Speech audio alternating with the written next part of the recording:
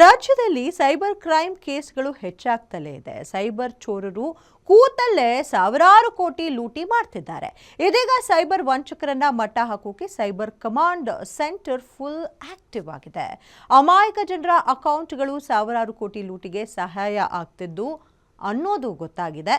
ಈ ಬಗ್ಗೆ ಒಂದು ಕಂಪ್ಲೀಟ್ ರಿಪೋರ್ಟ್ ನಿಮ್ಮ ಮುಂದೆ.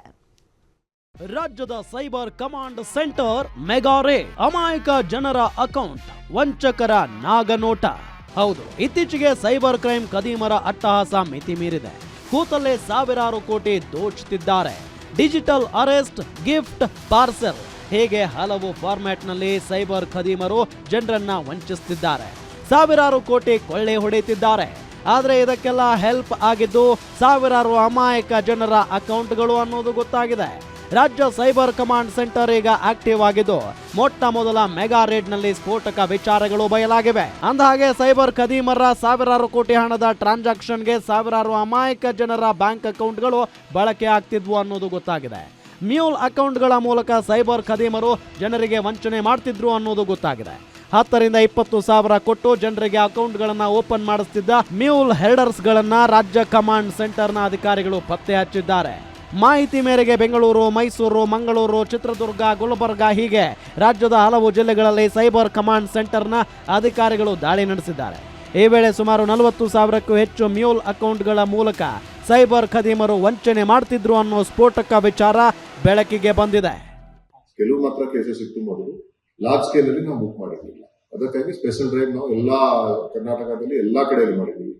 ಇದರಲ್ಲಿ this has been done under the leadership of our honorable home minister. ಸುಮಾರು ಸರಿ ಇದರಲ್ಲಿ ಇನ್ಸ್ಟ್ರಕ್ಷನ್ಸ್ ಕೊಟ್ಟಿದ್ದಾರೆ. ಅದನ್ನ ನೋಡಬೇಕು. ಪ್ಲಸ್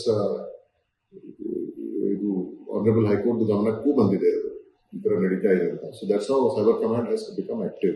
ಇನ್ನು ನಿನ್ನೆಯಿಂದ ಮೆಗಾ ರೇಡ್ ಶುರು ಮಾಡಿರುವ ಕಮಾಂಡ್ ಸೆಂಟರ್ ಅಧಿಕಾರಿಗಳು ಸೆಂಟ್ ಪೊಲೀಸ್ ಠಾಣೆಗಳಲ್ಲಿ 14 ಪ್ರಕರಣಗಳನ್ನು ದಾಖಲಿಸಿ 13 ಮಂದಿ ಆರೋಪಿಗಳನ್ನು ಬಂಧಿಸಿದ್ದಾರೆ. ಬಂಧಿತ ಆರೋಪಿಗಳು ಸೈಬರ್ ಖದೀಮರಿಂದ ನೇರವಾಗಿ ಹಣ ಪಡೆದು ಅಮಾಯಕ ಜನರಿಗೆ 10,000, 15,000, 20,000 ಹಣ ನೀಡಿ ಅವರ ದಾಖಲೆಗಳನ್ನು ಪಡೆದು ನಂಬರ್ ಪಡೆದು ಅವರ ಹೆಸರಲ್ಲಿ ಬ್ಯಾಂಕ್ ಅಕೌಂಟ್ಗಳನ್ನು ಕ್ರಿಯೇಟ್ ಮಾಡ್ತಿದ್ರು. ನಂತರ ಅಕೌಂಟ್ಗಳನ್ನು ಸೈಬರ್ ಖದೀಮರಿಗೆ ಮಾರಾಟ ಮಾಡ್ತಿದ್ರು. ಮ್ಯೂಲ್ ಅಕೌಂಟ್ಗಳನ್ನು ಖರೀದಿ ಮಾಡ್ತಿದ್ದ ಸೈಬರ್ ವಂಚಕರು digital arrest, parcel, gift box ಅಂತ ಜನರಿಗೆ ಕರೆ ಮಾಡಿ ವಂಚನೆ ಮಾಡ್ತಿದ್ರು. ಅವರಿಂದ ಹಾಕಿಸಿಕೊಂಡ ಹಣವನ್ನ ಈ ಅಕೌಂಟ್ಗಳಿಗೆ ಟ್ರಾನ್ಸಾಕ್ಷನ್ ಮಾಡ್ತಿದ್ರು ಅನ್ನೋದು ತನಿಖೆ ವೇಳೆ ಗೊತ್ತಾಗಿದೆ. ರಾಜ್ಯದಲ್ಲಿ 42,000 ಮ್ಯೂಲ್ ಅಕೌಂಟ್ಗಳಿರುವುದು ಗೊತ್ತಾಗಿದ್ದು ಪ್ರಾಥಮಿಕ ಹಂತವಾಗಿ 158 ಮ್ಯೂಲ್ ಅಕೌಂಟ್ಗಳ ಹೊಂದಿರುವ ಖಾತೆದಾರರ ವಿಳಾಸ ವಿವರ ನೀಡುವಂತೆ ಬೆಂಗಳೂರು ಸೇರಿದಂತೆ ರಾಜ್ಯದಲ್ಲಿರುವ 29 ಸೆಂಟ್ ಪೊಲೀಸ್ ಠಾಣಾಧಿಕಾರಿಗಳಿಗೆ ಡಿಜಿಪಿ ಪ್ರಣಬ್ ಮೊಹಾಂತಿ ಸೂಚನೆ ನೀಡಿದ್ದಾರೆ. ಅದು ಕೆಲವು ಜನರ ಹತ್ರನೇ ಮಾತ್ರ ಇದೆ.